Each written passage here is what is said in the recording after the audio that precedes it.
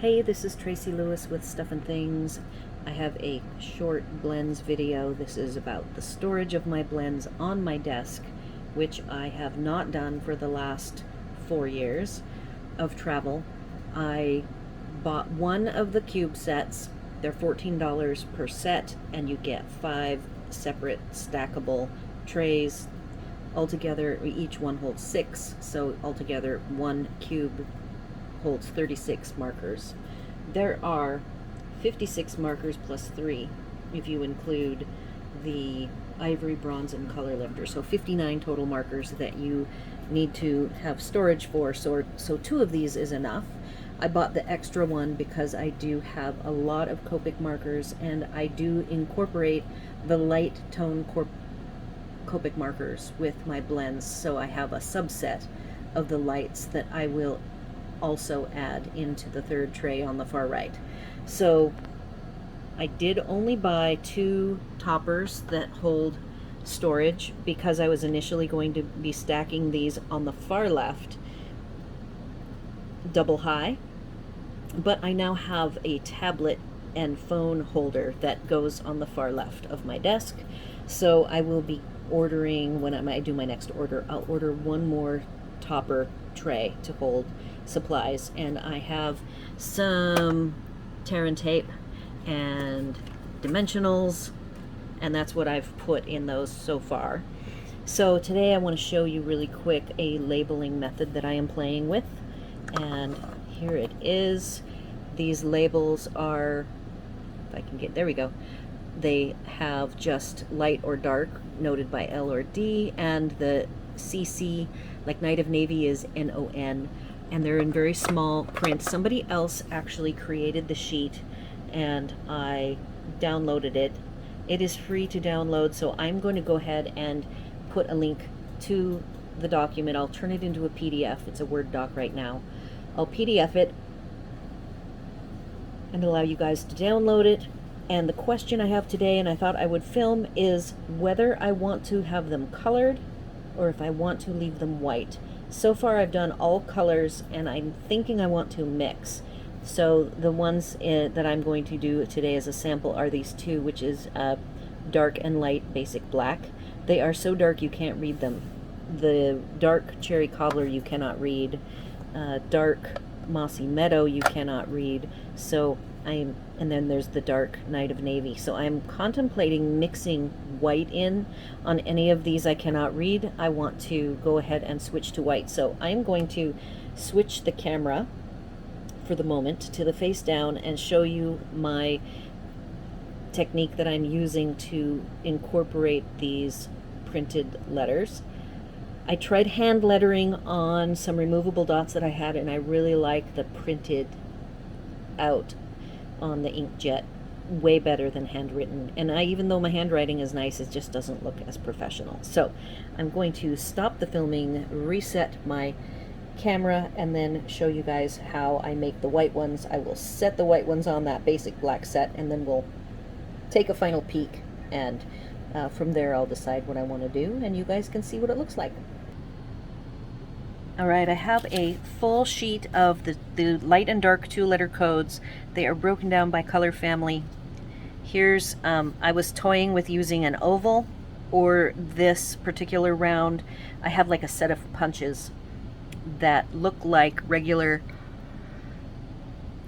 hole punch punches, but this one is a little under 3/8. So it's some sort of either metric or a 1/16. It is larger than the 1/4 inch standard size, and the reason why I have a black round here is that the oval, I have an oval shape for the oval one and round for this one, because you can't tell them apart. They both have the same color of handle. So the best way I found to cut these, first you can see where I did coloring. I take off the keeper that holds all of the little confettis that are made, because we actually want the confetti. We want the negative out of it. So I took it off. It's a dimpled mechanism that holds it on.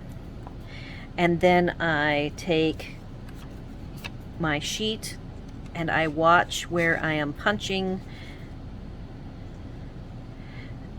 to get it exactly where I want it, and I want the, even though this is Regals and I'm doing basic black, a lot of these double letters are repeats. So there's the dark, and then there's the light.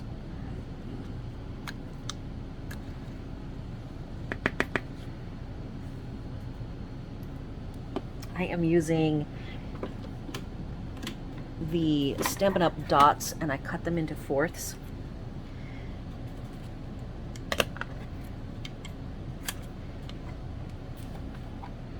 So there is a dot, and I cut it vertically, then horizontally,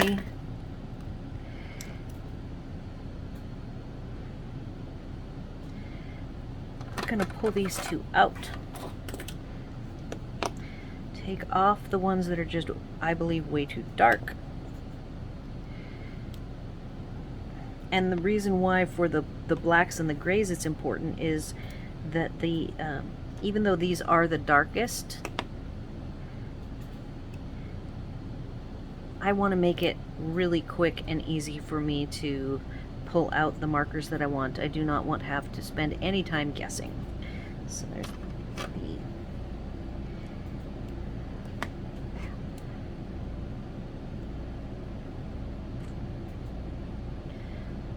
there's the light one, very easily seen.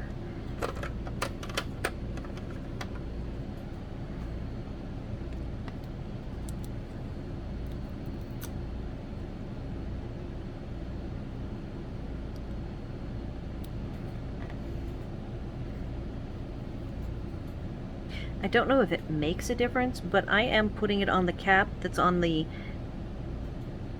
thin side with the thin line, just for consistency. You could put it on both sides if you wanted. You would just print out 2 sheets. I haven't really decided which way I'm going to go, so I'm just starting with single. You now have them in place, and I'm going to stop. Alright, so that is what I'm thinking of going with. On any of the markers that are too dark and you cannot see the letters, I'm going to use white. So what do you think of that? Is there any other option? Could I add some color to the outside? Does the color really even, is it even required? It might not be. So let me know your thoughts. I just thought I would share this with you all, what I'm currently doing today on a crafting day. Like I said, for me, crafting is 50% organization, and I actually really love to organize, so it's a lot of fun for me. So let me know what you think of this video. Ask questions, give me your opinion. Be sure to like, share, and subscribe, and thanks for watching.